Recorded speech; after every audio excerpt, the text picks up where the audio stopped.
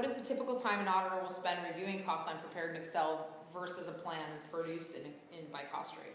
It's a great question too. Obviously I can't give you an exact answer, but they are going to take considerably longer with an Excel plan if they allow it. So most auditors now are starting to say we can't accept a plan done in Excel because it's too time consuming for them.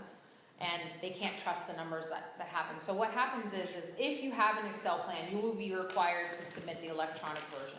You cannot just submit your final printed PDF version. You must submit the electronic version. So the auditor will take days tracing the numbers first.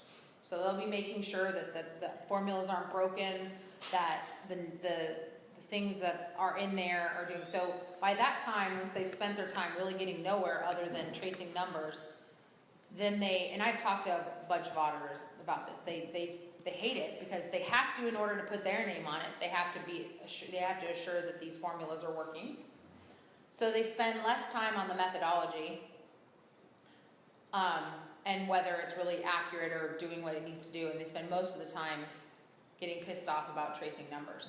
So they're agitated and they find things because they're agitated. And they might nitpick more on the stuff that in a regular plan.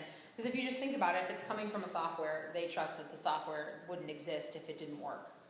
So they spend, from the time they pick up the plan, they're now just looking at theories and reconciling revenues, and they're doing those things. So anything you can do to help an auditor makes your audit that much better, and they like you that much more because they can spend their time doing what they're supposed to be doing, which is auditing the methodology and making sure that the numbers are accurate that are in there rather than just tracing the numbers and the thing. But it does take them considerably longer.